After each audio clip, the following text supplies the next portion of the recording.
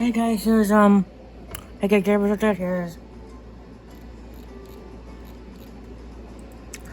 Ally of Justice, Alliance for Justice. We do so much Yugioh Master Duel, so much stories. Alliance of Justice.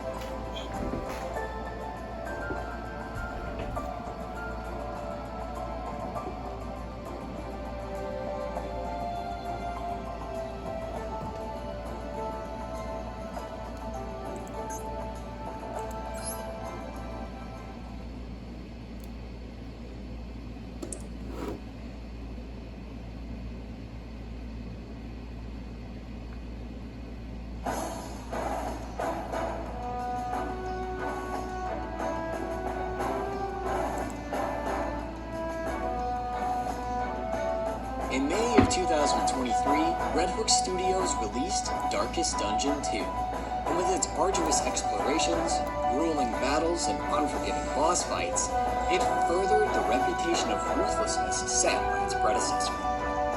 Just like with the first game, the main gameplay loop of Darkest Dungeon 2 involves gathering a group of heroes to fight through brigands, cultists, and monsters. But unlike the first game, these horrors aren't contained to a rural hamlet somewhere off in the countryside. They're spread over an entire kingdom, emerging at the same time that an evil darkness began to encroach on the kingdom. And unless this darkness is stopped, it threatens to plunge the rest of the world into the same chaos that engulfs the kingdom.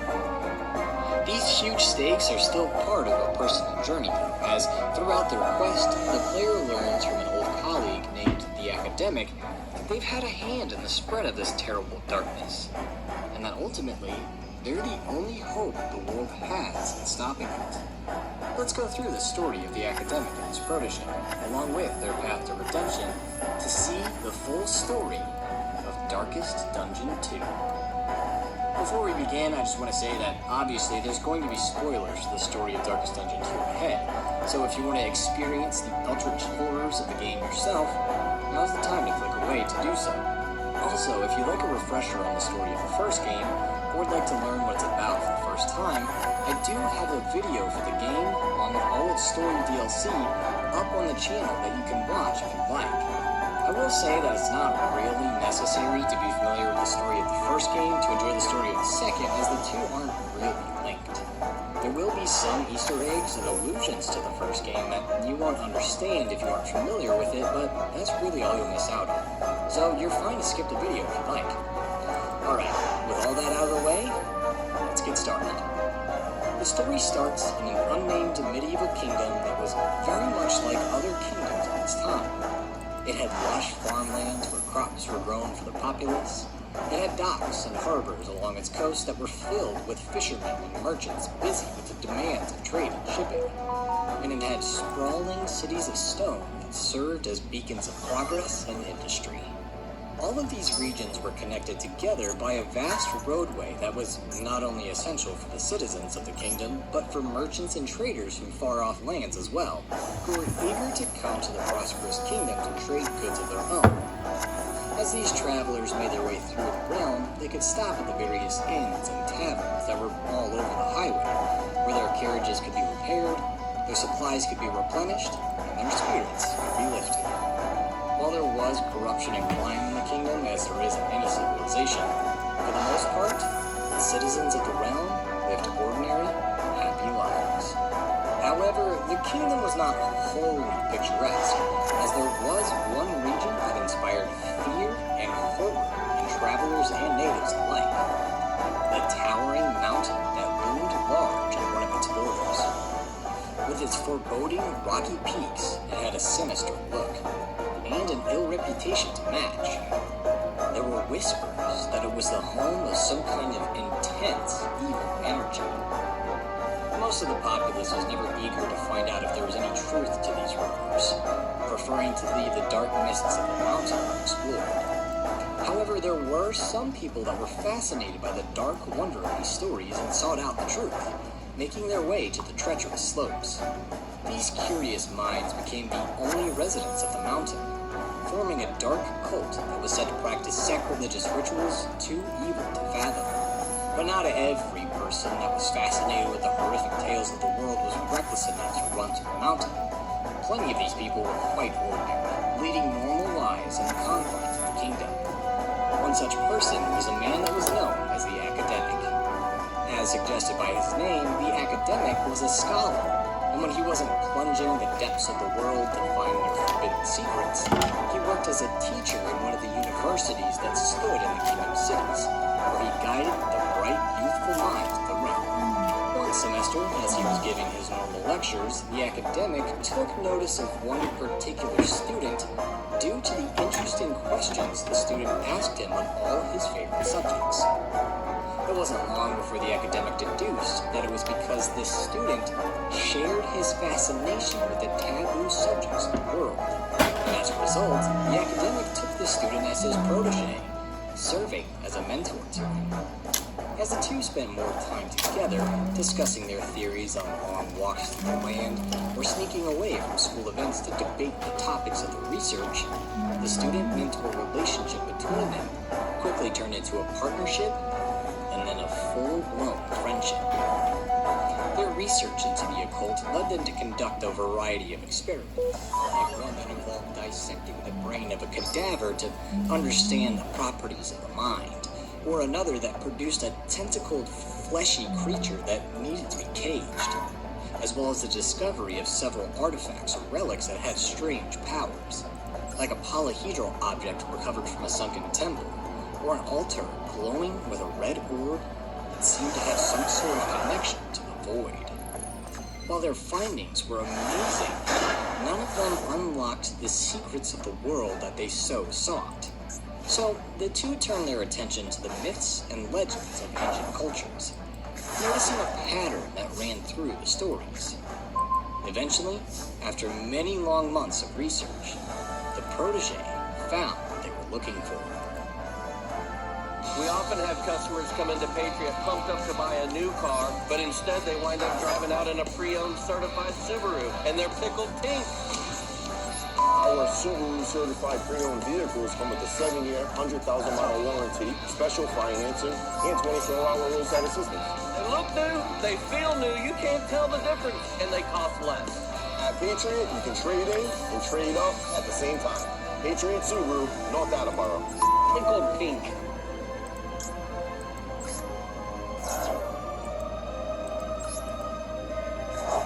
Visit Tasca Volvo in Cranston today to take advantage of the most aggressive Volvo offers in the market, including pure electric and plug-in hybrid models. You can also schedule a service appointment online in seconds with new service discounts updated monthly.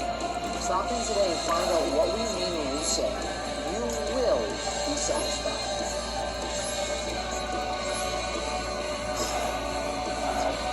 Looking for. Scribbled in blood in the margin of an old book, he found a cipher that mentioned an interesting symbol, a half circle with 5 equidistant points radiating from its edge, an iron crown. And as the two reviewed their previous notes, they found that this iron crown was seen in many different cultures, across many different time periods, all over the world, suggesting that, whatever the symbol was, it bestowed immense power upon the one that harnessed it, leading to the creation of several empires throughout history. To say the protege was excited about this discovery would be an understatement, and he was eager to share their findings with the world. But the Academic was more wary, preaching caution so that they could have a strong case to present to their peers, and so their research wasn't stolen before they could fully gather the details. The protege agreed, but wasn't happy about it. As the months wore on, he voiced his displeasure, but each time he was dissuaded by the academic, who didn't want his career nor the protege's future to be ruined by a premature presentation. Then, tragedy struck. A fire broke out in the university, and all the research done by the academic and the protege got caught up in the flames, burning away into ash, leaving them with nothing. It was a heart-wrenching turn of events.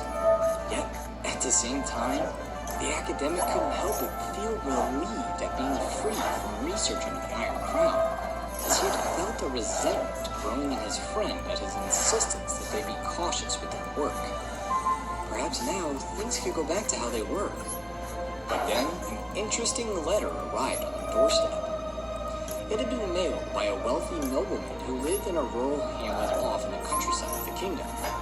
Apparently, this nobleman had heard of the work the two had done and invited them to dinner at his farmhouse so they could discuss their research further. After a day-long journey through the countryside, the academic and the protege arrived to find that they were not the only guests of the nobleman. There were others as well. They were all hooded and masked. As the dinner got underway, the hooded figures began to question the academic and the protege about their research.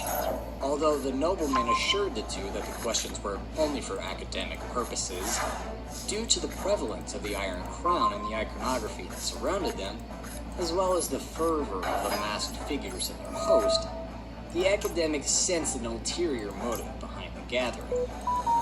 When a circle was drawn on the floor with chalk and salt, and black flame candles were lit, and chants in extinct languages began, the academic noted the turn from research to ritual. Wisely, he excused himself and pulled the protege with him, who, having been caught up in all the excitement, hadn't realized just how precarious of a situation they were in. Once he had been separated from the passionate cultists, he recognized the wisdom of the academic's words and agreed to block the door to the bedroom. When the sun rose the next morning, the two emerged from their sanctuary, where they found the hooded figures strangled and lying upon the circle, their bodies making up the points of the Iron Crown, which lay inert under them. The nobleman was nowhere to be seen. While the academic was disgusted by the scene, thankful that he and the protege had not participated in the failed ritual and had escaped such a grisly end, the protege was mesmerized. From that point on, he became obsessed with perfecting this ritual to the point where it became the sole focus of his entire existence. When the next fall semester started, the protege didn't enroll in any classes at the university, instead taking up residence in an isolated building where he could conduct his work free from the restraints, moral and otherwise, that those at the university would impose on him. He was joined by the academic, who went with him not as a mentor, but as an assistant, helping with the very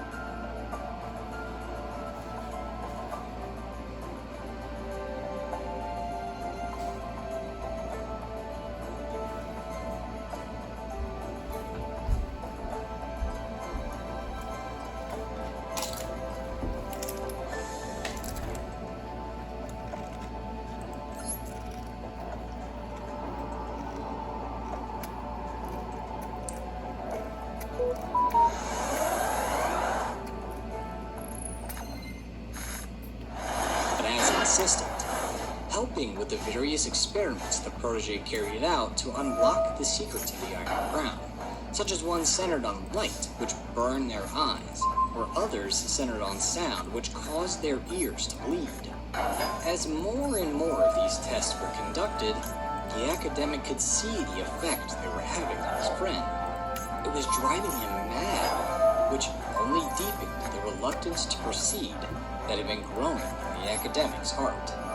Finally, he could stand it no longer and confronted the protege, begging him to stop his experiments and see reason. But the protege, caught up in his obsession and ambition, refused, throwing their breakfast to the floor in a violent outburst. And there, in that moment, the academic recognized all that the Iron Crown had taken from the two of them. Their careers, their futures, and most important of all, their friendship. And it was still trying to take more. He refused to let it do so any longer. He got ready to leave, asking one last time for the protege to come with him. But the protege wouldn't be dissuaded, and instead convinced the academic to look at one last thing before he went. The two made their way down to the cellar, where the academic was shocked to see 4 bodies lying in a semicircle on an unfinished iron crown. As he realized why he had been brought to see this macabre sight, a dagger burst through his chest. He crumpled to the ground, lifeless, and his body took its place on the last point of the crown. By sacrificing his closest friend and giving himself wholly over to the Iron Crown, the protege succeeded where the hooded figures and noblemen had failed. He successfully harnessed the power of the Iron Crown. Once it took its place upon his brow, the equation of the world, of the universe, of the whole of reality lay bare before him, the sum of his work. But as he was appreciating his accomplishments, the equation started to change before his eyes. He had no way of knowing, but in addition to allowing one to see the ephemeral equation, the Iron Crown allowed the thoughts and feelings of the one that invoked its power to manipulate it. When the protege placed the crown on his head, his thoughts and feelings began to do just this. But what poured from his mind was all of the hate and resentment and frustration that had been building in him ever since he learned of the crown. And the changes these feelings had on the equation had an ill effect on the kingdom and the real world. The earth itself quaking at the power, the crown caused monstrous transformations in humanity, all influenced by the protege's flaws. Chief among them being the cultists of the mountain, who took on a fleshy, tentacled appearance.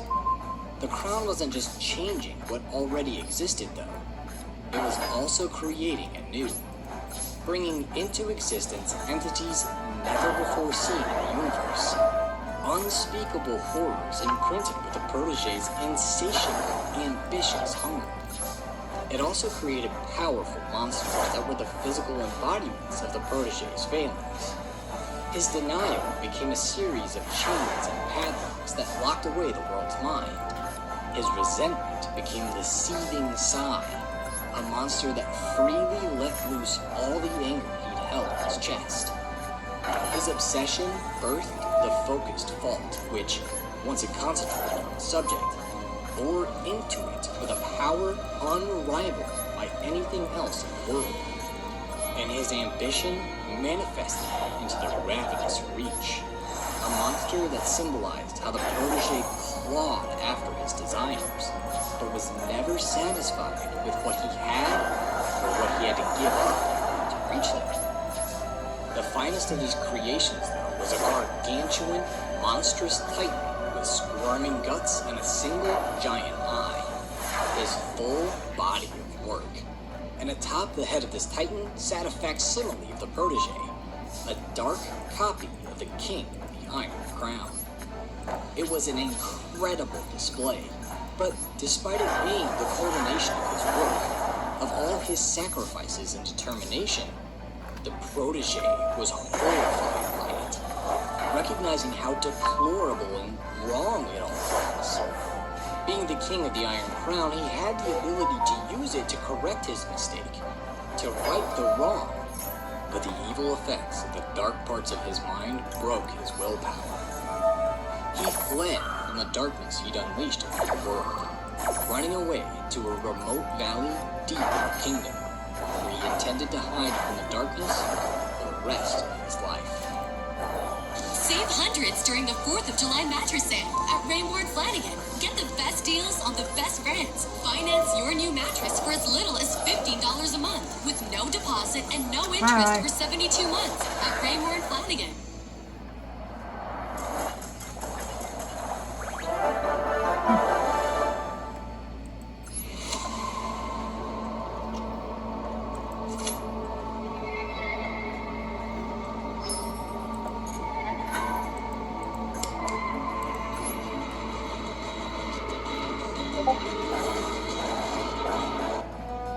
Where he intended to hide from the darkness for the rest of his life.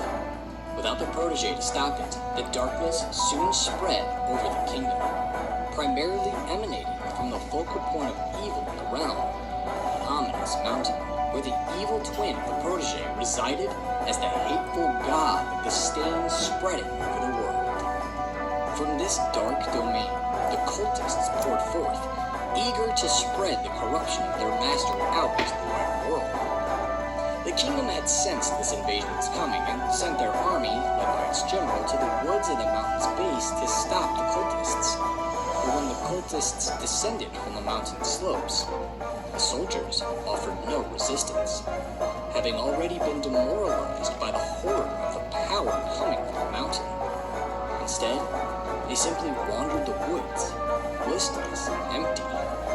As time wore on, their bodies began to decay until they were nothing more than shriveled up cadavers.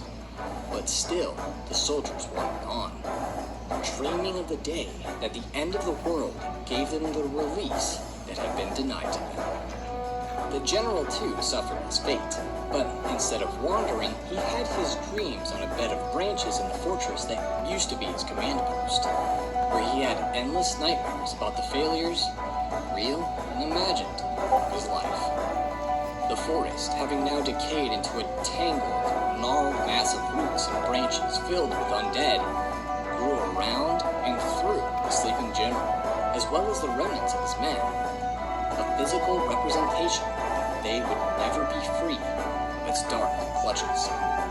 With the army having failed, the cultists freely ravaged the kingdom, plunging it into chaos. Rabid animals that could usually be culled by the guard ran amok, attacking anyone unfortunate enough to cross their path and building large dens where they grew stronger and more numerous. Brigands and bandits took advantage of the chaos to pillage the towns and villages of the realm, all in pursuit of separating the people from their riches so they could take it for themselves.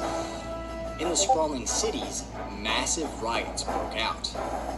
It wasn't long before fires were set by the mob, and as the flames roared through the buildings, all the accumulated knowledge of humanity burned with the structures. However, instead of lamenting this lost knowledge, the mob celebrated it, having become enthralled by the fires. Even the librarian of the great library couldn't help but be seduced by the allure of the flames. The mob began to worship them, and even began to throw themselves into them.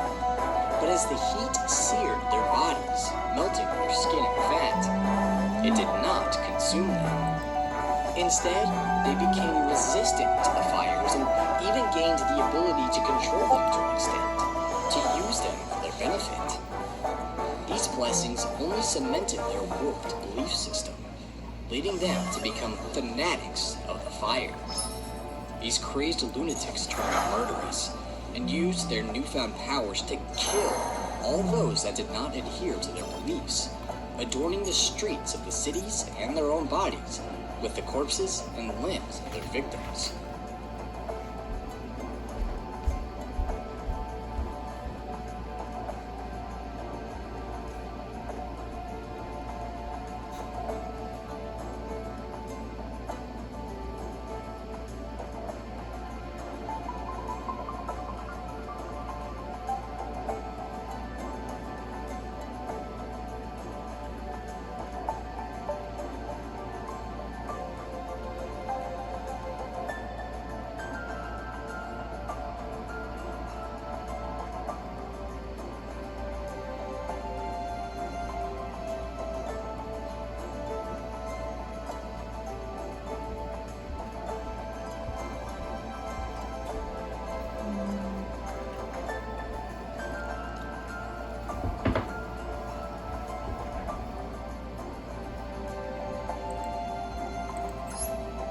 Okay, well, actually, give me that big red bow. Okay, we can put the ones that little shady green. I think there's a hole in it. Be careful.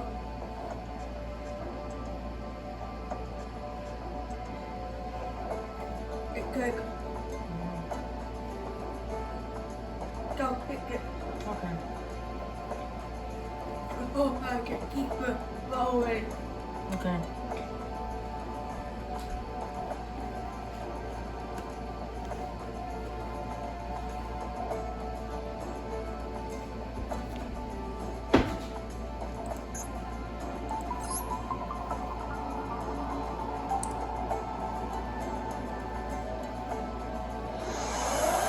And limbs of their victims. Out in the rural farmland of the kingdom, the farmers and the noble families that managed them watched as the realm descended into chaos around them. Figuring there was no need to prepare for tomorrow, they gave in to their impulses and engorged themselves on all the food they'd grown and stored away for the winter. But once their storehouses were emptied, they found they were still hungry. So the populace turned to their next best food source, the beasts of burden on their farms. However, the only thing left of the animals were their rotting corpses, a result of the animals having starved to death after all of their food had been eaten by their owners. The decaying carrion didn't stop the farmers and nobles, though, who, no longer wanting to feel the pangs of hunger, ate what they could of the remains. Found they were still hungry.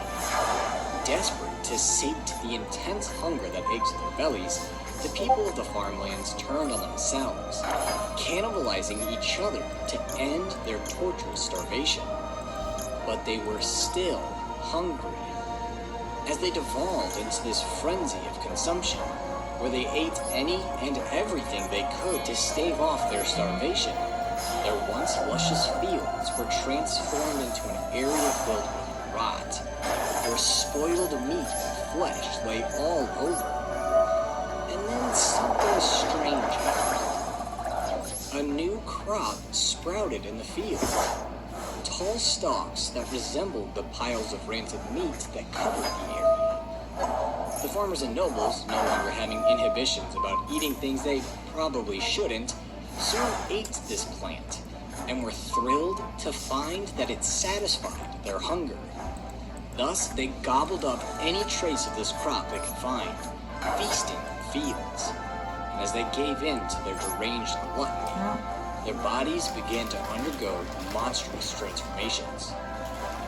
Rows upon rows of sharp teeth filled their mouths, and their jaws grew wider and wider, giving them new maws that allowed them to consume as much as possible. A transformation that also gave them a new name, the gluttonous Plague Eaters.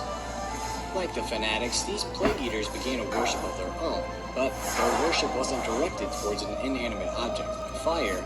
It was a Plague Eater of their own, a large baby that was birthed by a corpulent mother while she was in the midst of being eaten by the monsters.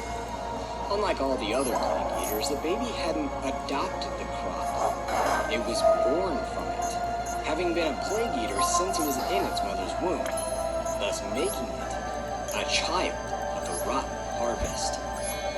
To honor it, it was adorned with a wreath, put in a cornucopia, a traditional symbol of the harvest, and placed in the largest manor of the farmlands, where it was revered as the flower of the Plague Eaters.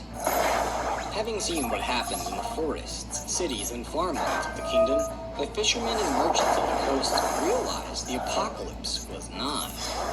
Having no idea what else to do, they began to pray to the sea. And when huge stone monoliths rocketed up from the ocean's depths, the people believed it was an answer to their prayers. They threw themselves before the monoliths, begging for deliverance, promising to give themselves over to whatever entity sent these structures. With that promise, they were given the path to their salvation. They descended into the waters of the ocean, where a huge sea monster named the Leviathan remade their bodies in its image, making them one of the fish folk.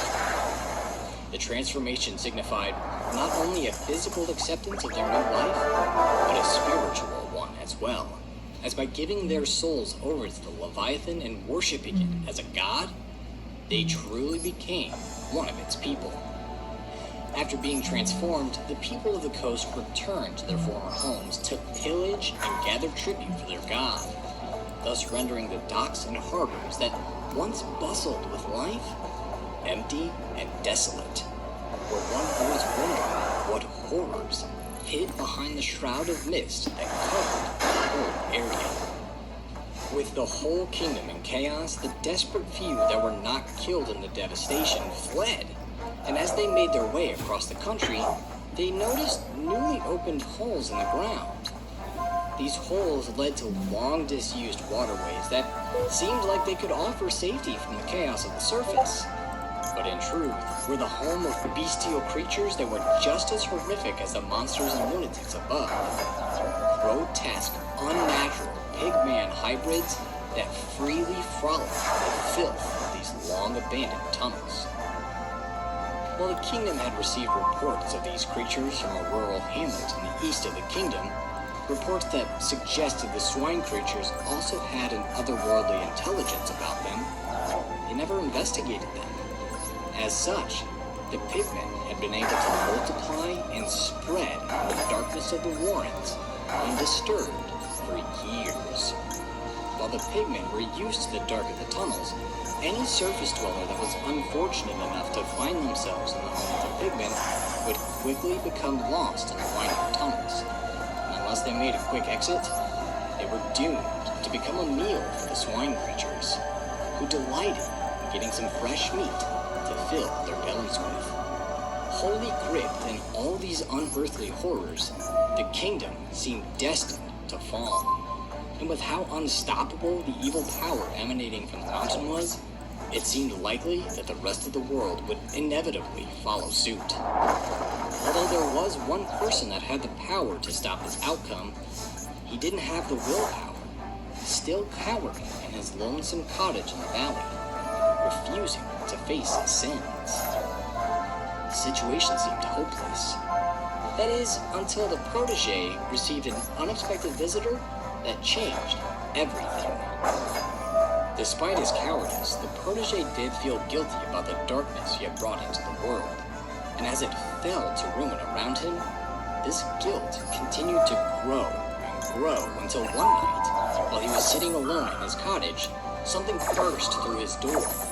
It was an apparition of his old friend, the academic, a manifestation of all the guilt that had built up in the protege's heart. Having decided enough was enough, the academic charged the protege with going out into the world to fight back against the darkness, thereby righting his wrongs and redeeming himself. As a last bit of motivation, the academic gave the protege something that he and the rest of the world needed: a small flame that made up the last bit of hope left in the world. Although its light was dim now, it was enough to encourage the protege to take up the charge. He climbed aboard his carriage and set out to face his sins and save the world. The protege's destination was the source of where all the evil covering the land was emanating from, the ominous mountain. But the mountain was leagues away, across the whole of the kingdom, which, of course, meant the protege would have to fight his way through the mayhem that reigned in the realm to reach it.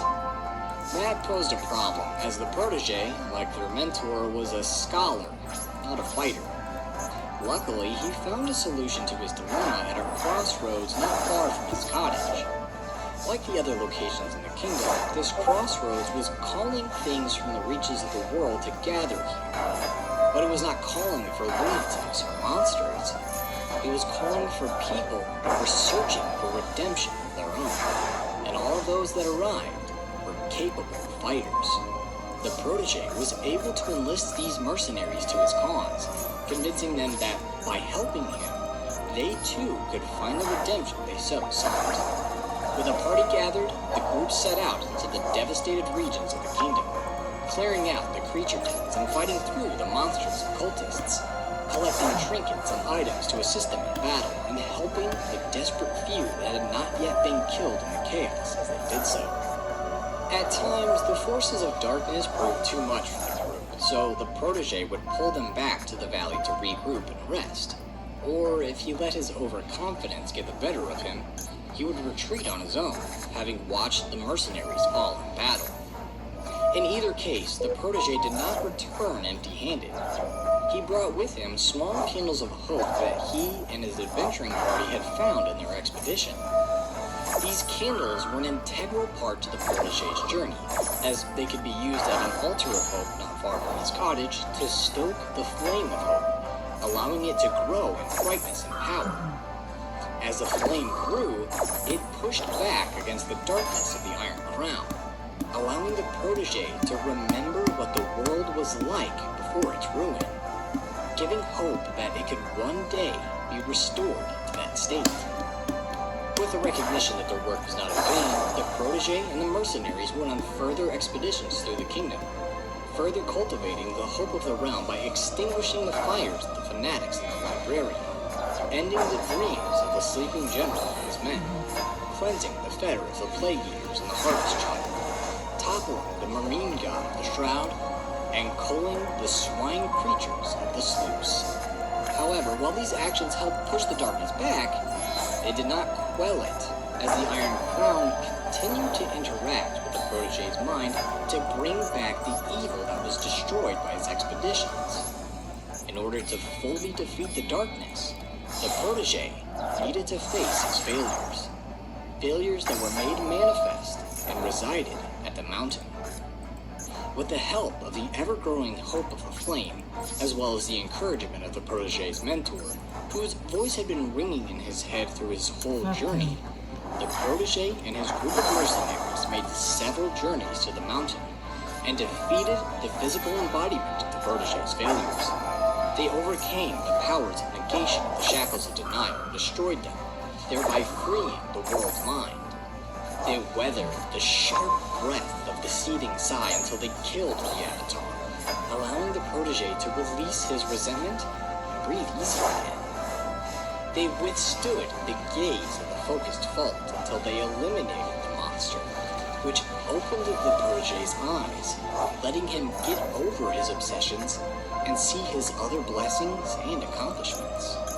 And they defeated each form of the ravenous reach to reel in the protege's dark ambition, making him realize its rewards were not worth the damage it caused. With the defeat of these monstrosities, there was only one left to overcome: the manifestation of the protege's cowardice, his body of work, and the hateful god that sat atop the titan. When he and his final group finally made it to the mountain to face the sum total of his failings, due to the size of the work, it had to be attacked in stages, starting with the squirming guts of its torso. Once its venomous bile had been withstood, the party faced the large eye on the titan's chest. Although fierce, the power of its gaze was nothing like the focused fault, and soon the eye was forced shut, bringing the party face to face with the hateful god of the mountain. The god used the full extent of his powers in the battle, using dark spells to damage the mercenaries, as well as to call evil creatures of its making to assist it. Despite the futility of attempting to topple this power, the mercenaries and the protege refused to give up, encouraged by the bright flame of hope that burned alongside them. Then, the hateful god got an idea. He cast a spell that conjured up the ghosts from the pasts of the mercenaries to haunt them and destroy their morale.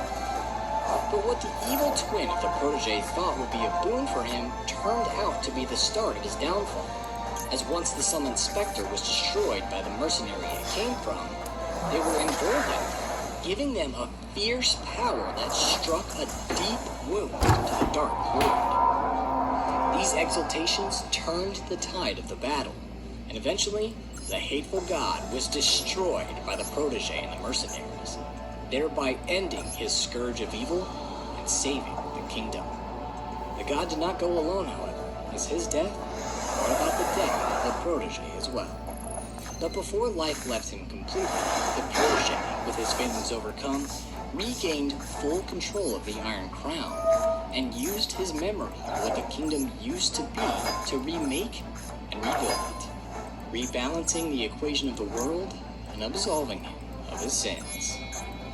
As the sun rises on a kingdom rebuilt, a symbol of the resilience and determination of the human spirit, the story of Darkest Dungeon 2 comes to an end.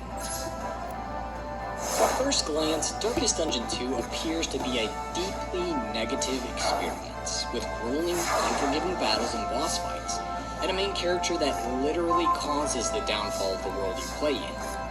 But the game throws all this negativity at you to hammer home its major themes, which are actually positive and inspiring. The reward of persevering through hardships and difficulty until you overcome them. The strength given by hope in the face of insurmountable odds. And most prevalent of all, the healing power of redemption, which can transform something as small as a person to something as big as the entire world. Although it is true that all of us have a darkest dungeon of our own inside of us, if we take the lessons we learned in playing through Darkest Dungeon 2, we can overcome that darkness. Of hope and happiness. Now, I'm not perfect, so there may be some errors in the telling of the story. For instance, I think you could make an argument that all the craziness happened in the kingdom before the protege fled, but for the most part, this should tell the main story of Darkest Dungeon 2 in full. At least for now. If the second game is anything like the first, we may eventually get additional content down the line that will flesh out the story even more. If that's the case, I can't wait to see what kind of things Red Hook has up their sleeves. But we'll just have to be patient and wait for that time to come. In the meantime, if you have any questions or anything on the story of the second game, or even the first, feel free to ask and I'll do my best to answer them. Before I go, I'd like to remind you that every episode is uploaded to Spotify, so feel free to listen over there if that's easier for you. Alright, that's it for this one, so thank you for watching, and see you later.